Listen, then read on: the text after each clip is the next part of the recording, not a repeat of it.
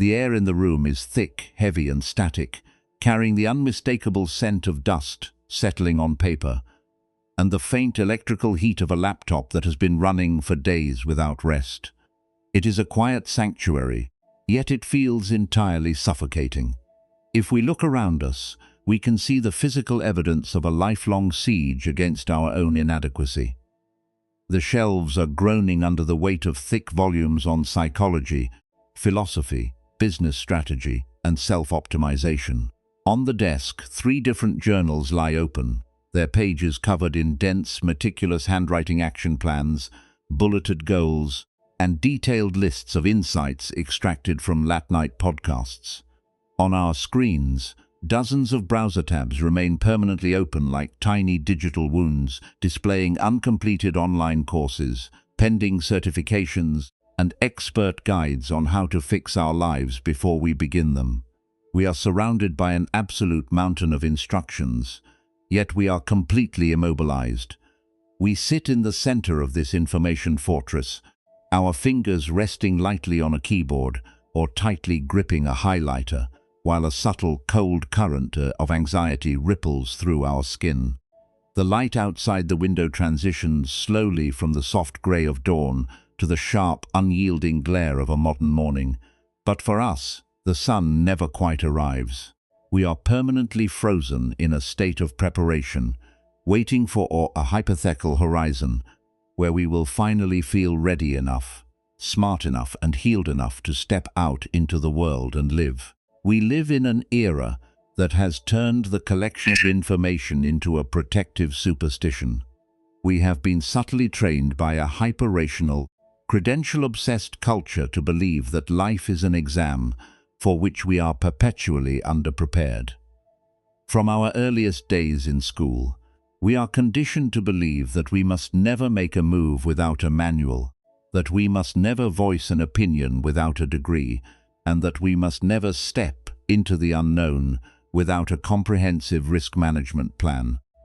We have taken this educational blueprint and applied it to our internal lives, creating a collective neurosis where we treat our own existence as a highly dangerous venture that requires a massive buffer of knowledge before it can be safely engaged. We tell ourselves that we are just being responsible, that we are being diligent, that we are simply doing the work required to build a solid foundation. We read one more book on emotional intelligence.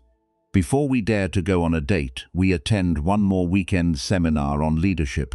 Before we dare to apply for the promotion, we download one more meditation app and study its structural mechanics.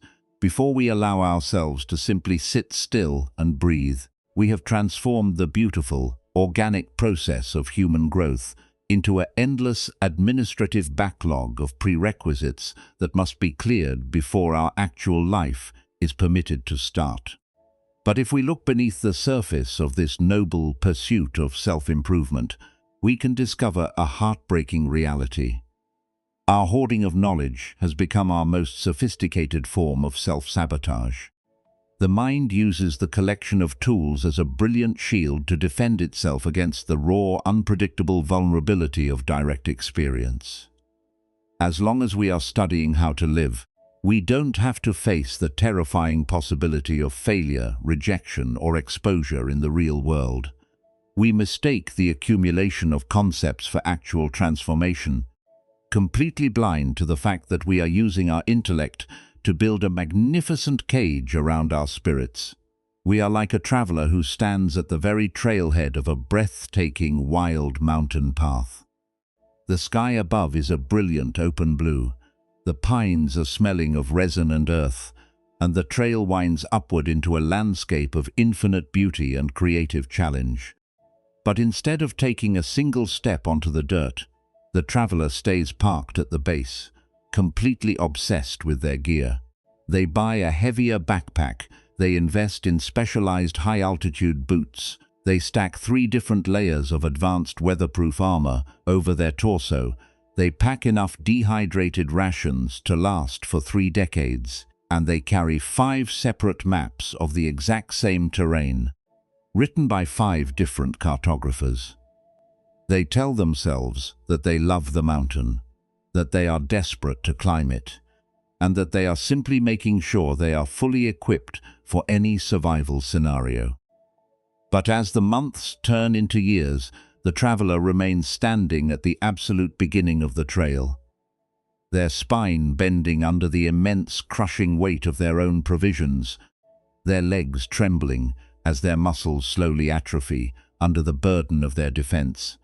They are dying of sheer exhaustion at the starting line, entirely crushed by the very tools they gathered to save them. The profound exhaustion of this endless preparation is the silent weight that we carry into our modern days. We walk through our lives with our heads heavy and overstuffed, like an attic crowded with old furniture that we are too terrified to sort through or throw away. We are so busy consuming the maps drawn by others that we have completely lost the capacity to feel the actual ground beneath our own feet. We have become spectators of our own existence, watching life happen from behind a thick pane of theoretical glass, continuously analyzing our reactions, categorizing our traumas, and optimizing our routines, but never actually tasting the raw, unscripted vitality of the present hour. We are starving ourselves of real medicine because we are too busy collecting the prescriptions. We have forgotten that no amount of reading about water can ever quench a thirst, and that no amount of studying the mechanics of a bicycle can ever replace the wild, unstable joy of balancing on two wheels in the open air. We have made ourselves prisoners of a perpetual tomorrow, sacrificing the only space where we can actually love, create, and transform this very breath for the sake of an illusion of safety that continues to recede from us, the faster we run toward it.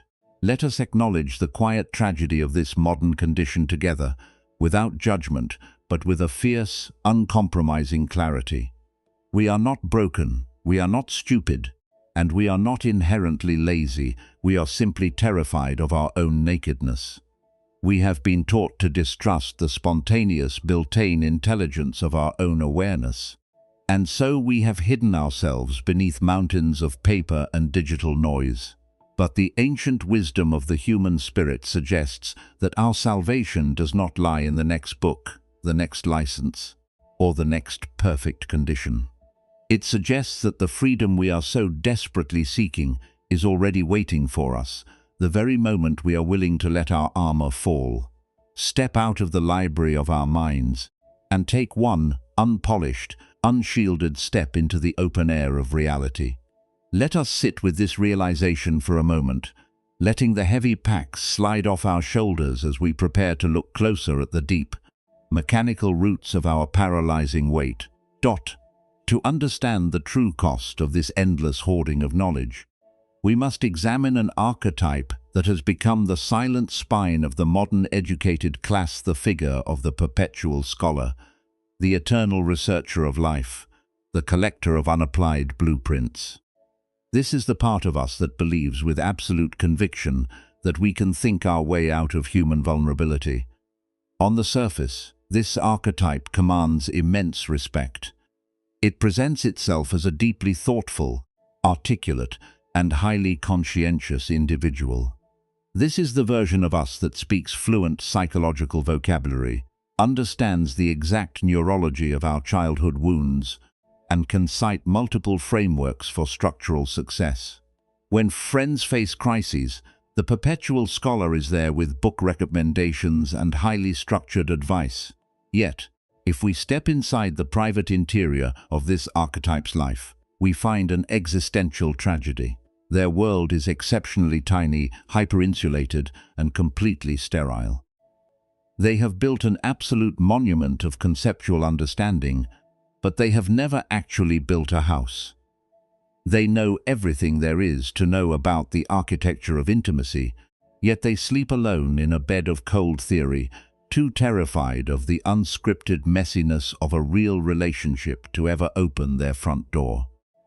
This paralysis is not an intellectual defect. It is a profound, somatic survival strategy driven by an unexamined core belief that we are, in our current raw state, completely insufficient to meet reality. The perpetual scholar reads not to grow, but to hide. The mind uses information as a form of emotional currency to buy off the terrifying sensation of being seen as flawed, raw, or inadequate. We believe that if we can just become an undisputed expert before we speak, no one can ever reject us, no one can ever criticize us, and we will never have to experience the agonizing sting of making a mistake in public. But while the mind is busy spinning this intricate narrative of responsible preparation, our physical body is keeping an exceptionally precise, painful record of the immense structural tension required to maintain this defense. The body is the ultimate truth-teller, and when we map the physical geography of the over-prepared mind, we see that the weight of the unused shield is actively crushing the very life it was meant to protect. The primary locus of this physical locking can be felt directly in the throat and the chest. When we live in a state of perpetual preparation, our throat is held in a permanent, subtle state of constriction, like a tight metal collar wrapping around our vocal cords. This physical tightness is the direct result of our systematic refusal to speak any words that are unpolished, unverified, or spontaneous. We want to say something in a meeting, we want to voice an expression of love, or we want to share a raw, creative idea. But the perpetual scholar instantly clamps down on the throat, demanding, "Is this backed by data? Have you cited the proper sources? What if they see a flaw in your logic?" The voice is choked out before it can ever leave the lips. This chronic constriction cuts off the natural energetic link between our hearts and our mouths. We breathe high and shallowly, our chest feeling tight and compressed, as if we are wearing a heavy coat of chainmail that never allows our ribs to expand fully. We are literally suffocating our own authentic expression, withholding our unique medicine from the world, because we are terrified that our medicine doesn't have the correct pharmaceutical label on the bottle. As this tension moves upward, it crystallizes into a permanent, deep furrow between our eyebrows, a physical crease of chronic hyperfocus that acts like a structural brace across our forehead. Our eyes are chronically strained, fixed in a narrow, searching gaze that has spent thousands of hours scanning lines of text, reviewing video modules, and tracking screens for hidden answers. This physical overactivation of the frontal lobes creates a profound sensation of being completely top-heavy. We feel like our entire life force has been sucked upward out of our bodies and compressed into a hyperactive, overheating attic inside our skulls. Our heads feel heavy, dense, and exhausted, jammed full of other people's quotes, historical data, and complex theories, while our ears ring with the endless, internal chatter of a committee of experts arguing about how we should live.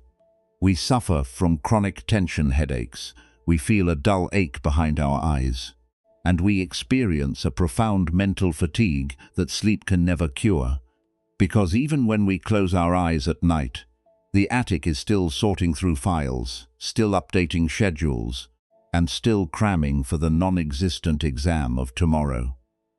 The most dangerous consequence of this top-heavy existence is that we become completely ungrounded, severed from the lower half of our own bodies. If we direct our awareness downward right now, down through the spine and into the pelvis, the thighs, and the soles of our feet, we will likely encounter a vast zone of absolute numbness or dead weight. Our legs feel stuck, frozen, and disconnected from the earth. The energy of our body is held entirely high in the chest and head, leaving the feet without any presence or vitality. This is the somatic architecture of a person who cannot move. To take a step forward into open space, to start the business, to make the phone call, to show the raw painting requires a fluid, instinctive shifting of physical weight. It requires the pelvis to drop, the knees to bend, and the soles of the feet to feel a deep, trusting intimacy with the ground beneath them. But because we are living entirely in the abstract penthouse of our intellect, we have lost touch with the natural, built-in reflexes of our lower body.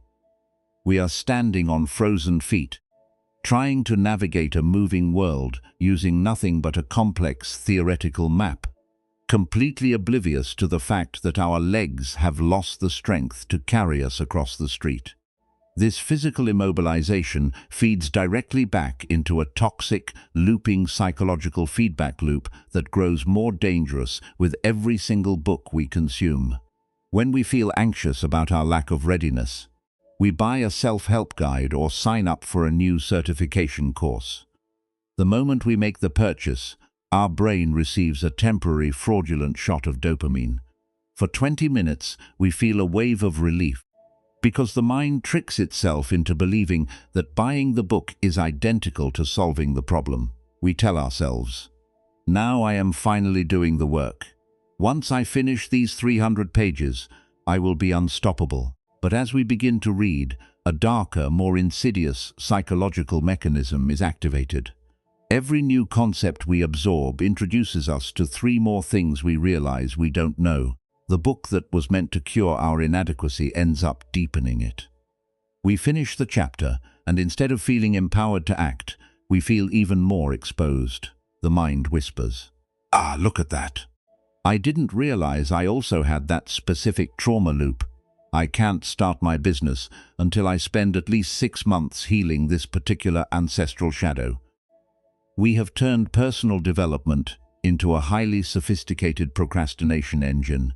We are continuously moving the goalposts of our own eligibility, ensuring that the day we are finally allowed to be a real human being remains permanently 1 step ahead of our current stride. We treat our potential like an exotic fruit that must be kept in a climate-controlled laboratory, continuously tested, measured, and synthesized, while the real orchard outside is rotting on the vine from sheer neglect. We are holding our lives in a permanent state of escrow, refusing to release the funds of our joy, our love, and our creativity until we receive a final, definitive stamp of approval from a universe that has never given and will never give a single guarantee to anyone. To shatter this exquisite, highly intellectualized paralysis, we must bring the uncompromising, surgical edge of the Buddha's insight directly into our overstuffed mental attic, using it to slice through the multi-layered illusions that keep us bound to the starting line. More than 2.5 millennia ago, a man sat on the bare ground, looked deeply into the cross-currents of human suffering, and diagnosed the exact mechanical error that causes a brilliant mind to become an immobile prison. He did not treat our confusion as a sin or a permanent flaw, but as a simple, profound misdirection of our survival, instinctive distortion. He laid bare, through a timeless parable known as the metaphor of the heavy raft. Imagine, he said, a traveler journeying through a wild, unmapped country who suddenly comes across a vast, turbulent expanse of water. There is no bridge spanning the torrent, no ferryman waiting to offer safe passage, and the opposite shore represents everything that is safe, fertile, and necessary for their survival. Realizing the immediate physical danger of remaining where they are, the traveler rolls up their sleeves and sets to work. They gather dry branches, bind them securely together with wild vines, and fashion a simple, sturdy wooden raft. Pushing this homemade vessel into the current, they step onto the logs, pick up a rough branch as an oar, and with immense physical effort, paddle their way across the churning river, dodging the rocks and navigating the eddies until they finally bump against the solid earth of the far bank. They step off the wood and onto the fresh soil. They are safe. They have crossed the water. But then, the Buddha observed, the traveler looks down at the raft, and a wave of deep neurotic attachment sweeps through their mind. They think to themselves, this raft is incredible. It has saved my life. Without these specific logs and these vines, I would have been swept away by the current and drowned in the deep. This raft is the most valuable asset I possess. Instead of leaving the vessel on the riverbank for the next traveler, or letting it drift back down the stream, the traveler hoists the massive, waterlogged wooden raft onto their shoulders. buckles the heavy vine straps across their chest, and begins to walk inland. They hike into the dry, arid desert. They try to climb steep, rocky mountain slopes, and they navigate dense forests, all while carrying 100 pounds of rotting, wet timber on their back. Their spine is compressing, their shoulders are bleeding, and their eyes are fixed onto the dirt beneath them, because the massive wooden frame blocks the sun and obscures the view of the entire horizon. They are completely crippled, unable to run, unable to rest, and unable to enjoy the fruit of the new land they have reached, all because they are carrying the tool that was only meant to serve them for a single hour. This is the exact psychological anatomy of the modern hoarder of knowledge. The books we read, the psychological frameworks we study, the certificates we collect, and the strategies we refine are all rafts. They are beautiful, functional, and deeply useful structures designed to help our awareness cross a specific river of confusion, trauma, or ignorance. But because our optimizer mind is terrified of the empty space that lies beyond our structures, we convert the raft into a permanent identity. We hoist the library onto our shoulders and carry it everywhere we go. When we step into a conversation, we don't listen with our raw ears, we listen through the heavy timber of our psychological theories. When we start a creative project, we don't allow our hands to move spontaneously. We clamp our fingers onto the rougher wood of an external business framework. We have become so attached to the mechanism of rescue that we have rendered ourselves permanently disabled, trying to hike through the open spaces of our actual life while carrying an absolute mountain of dead concepts on our bleeding backs. This attachment to the raft is the mechanism through which we actively shoot ourselves with the second arrow of suffering. The first arrow in this context is our natural, inescapable human limitation, the simple, beautiful reality that no matter how many books we read, we will never know exactly what will happen tomorrow. We cannot predict whether our new business will succeed. We cannot guarantee that our partner will love us forever, and we cannot ensure that our bodies will never fall ill. This is the first arrow, the raw unpredictability of being a finite creature in an infinite universe.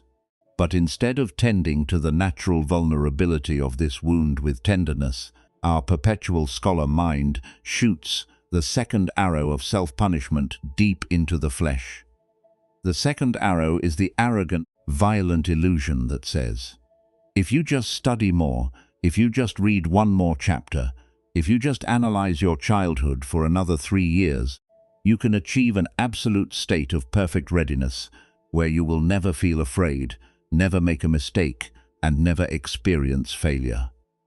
This is the ultimate deception of the ego.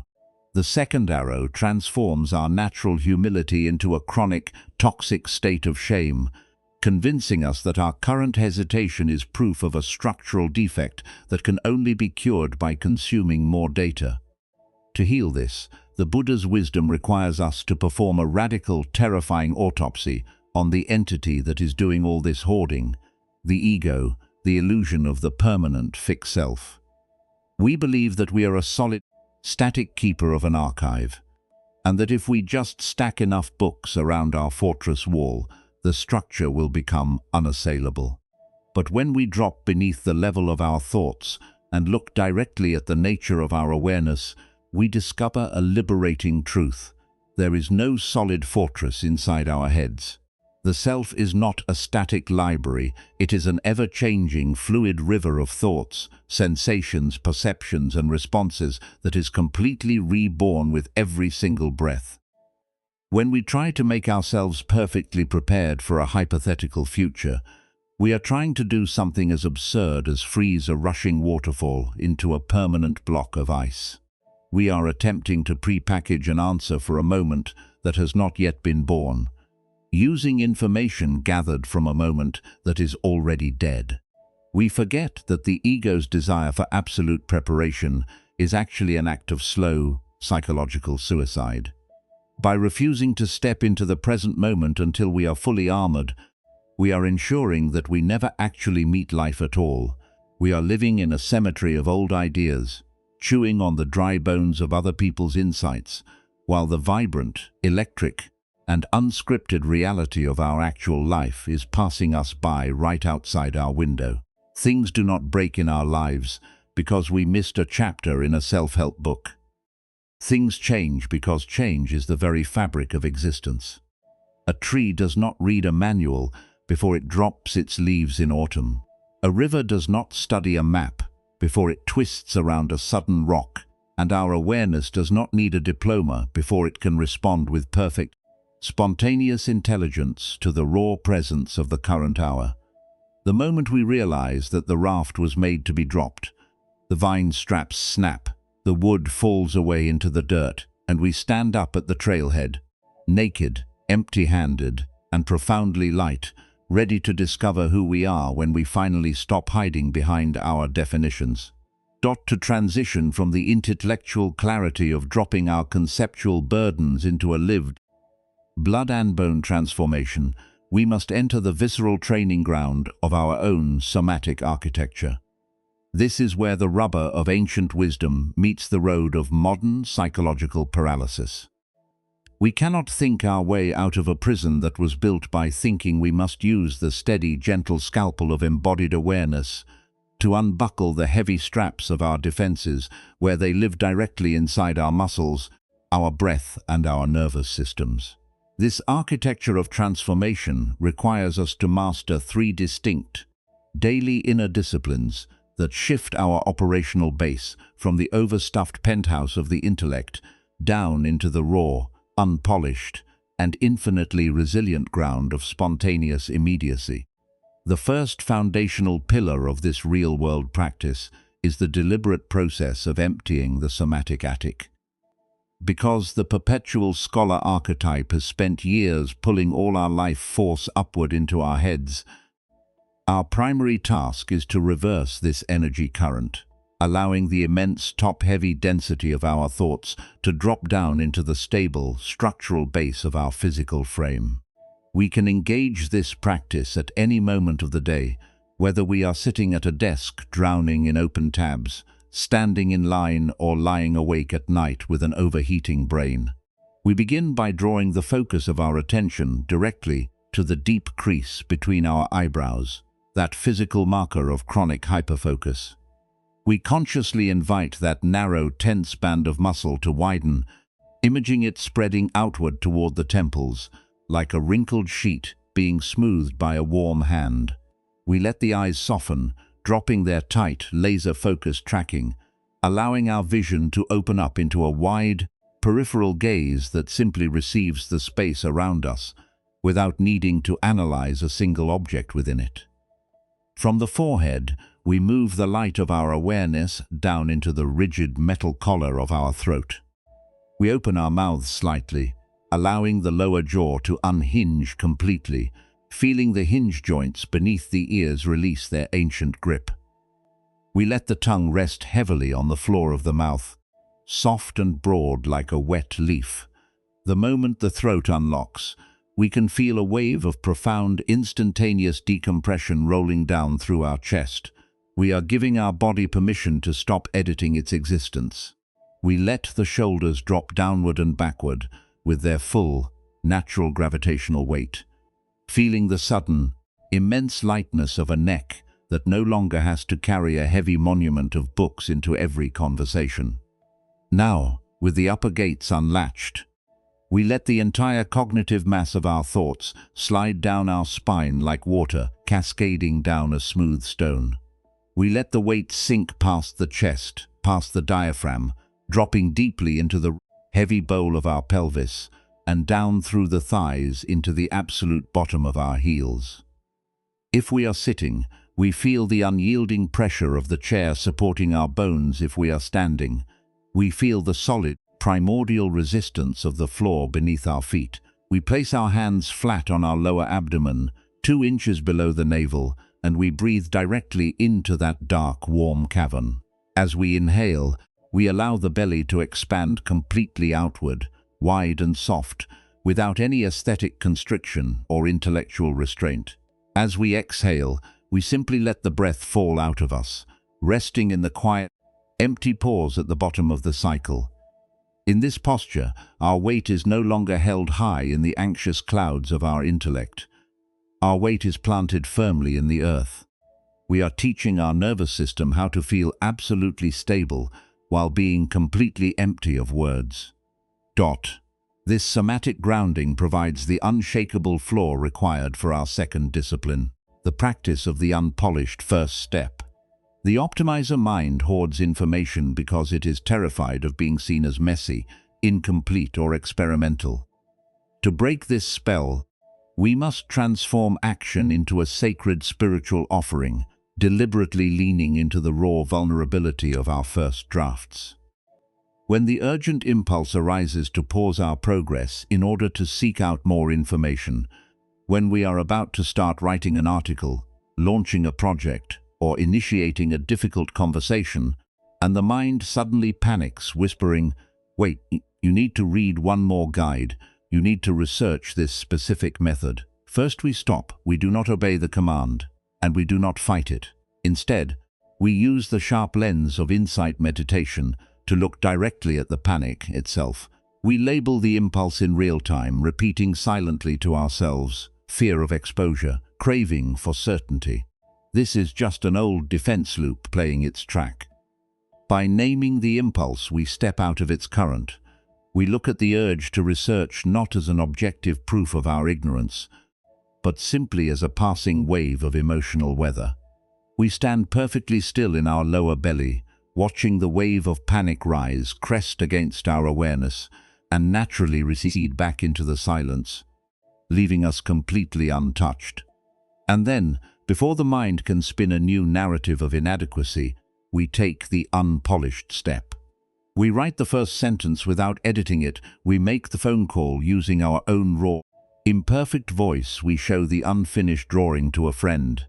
We deliberately allow our initial efforts to be messy, awkward, and human, embracing the beauty of the raw offering as a profound act of spiritual defiance.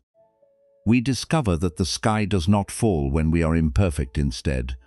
The world rushes in to meet our honesty with a warmth that no concept could ever manufacture.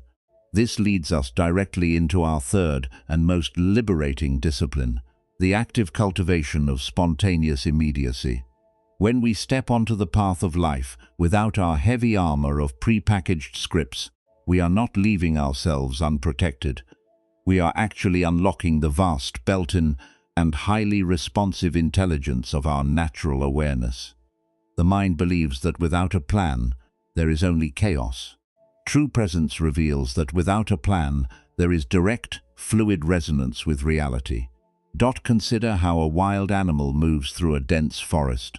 A fox does not sit in its den for 3 weeks studying a theoretical map of the woods before it goes out to hunt.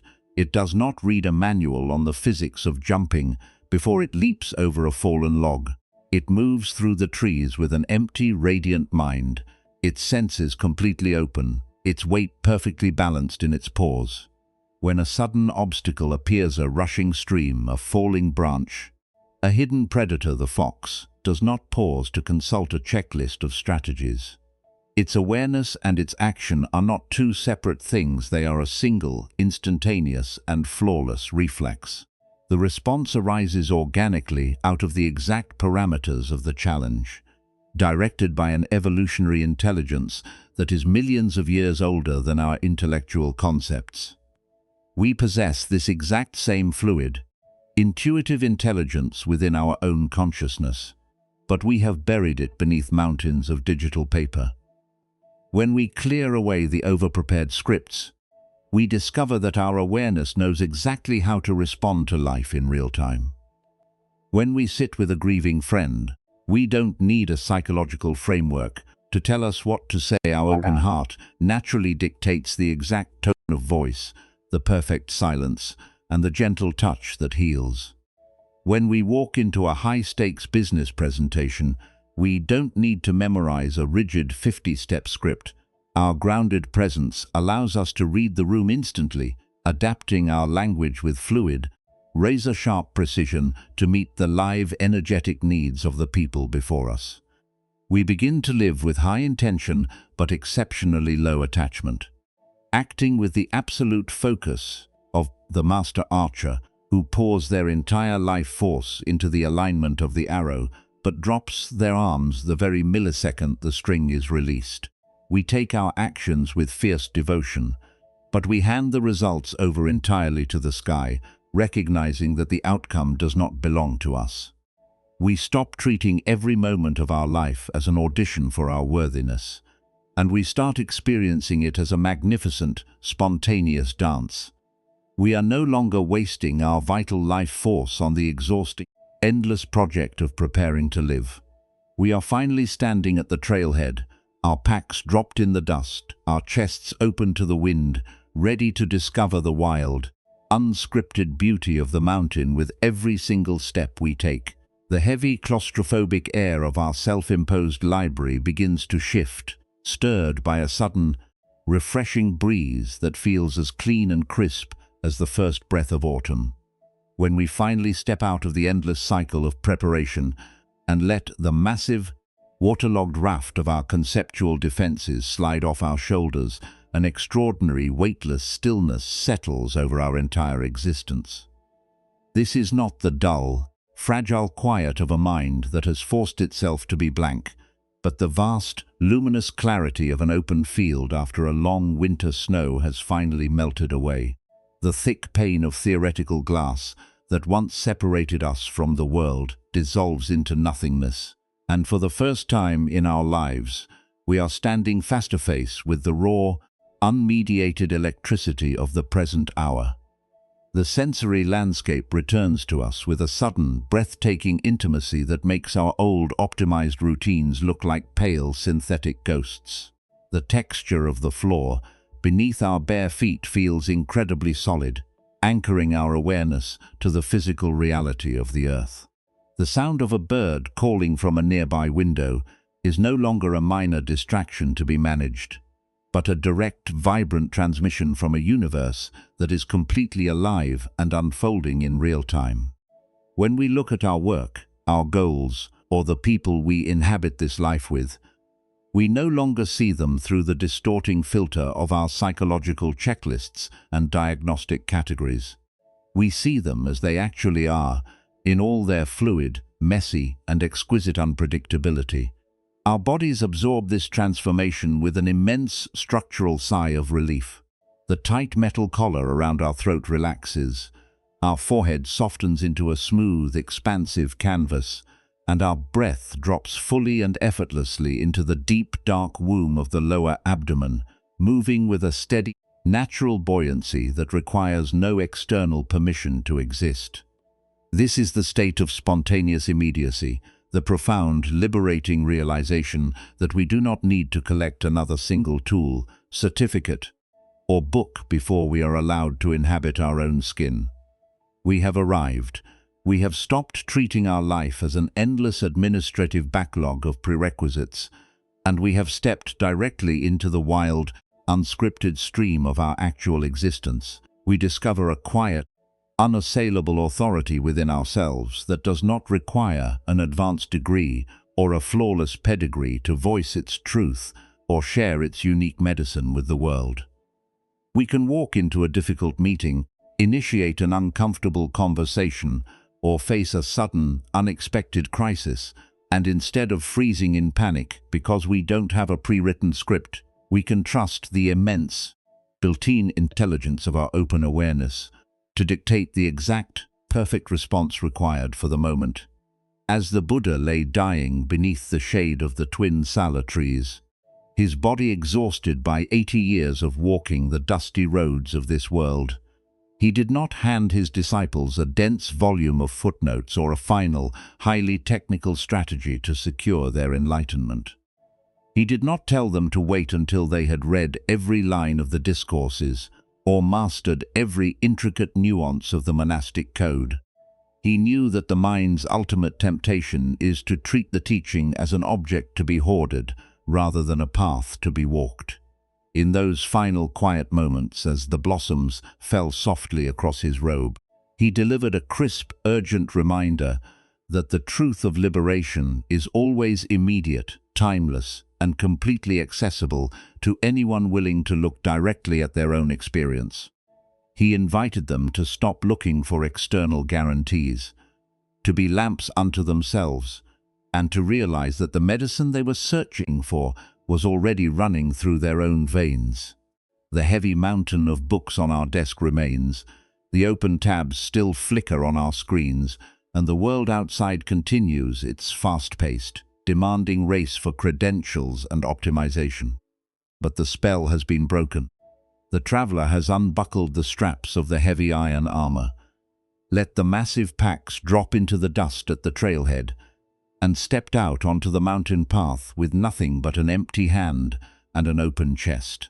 The future remains entirely unwritten, completely unpredictable, and beautifully dangerous. Yet it no longer carries a single shred of terror.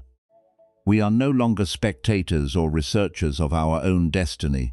We are the living, breathing movement of life itself, responding to the shifting terrain with the fluid, intuitive grace of a wild creature moving through the trees. If you finally stopped waiting for the next certificate, the next chapter, or the next perfect hour, if you let the heavy raft fall from your bleeding shoulders and trusted the built-in, spontaneous intelligence of your own naked awareness, who would you be in this very unshielded breath?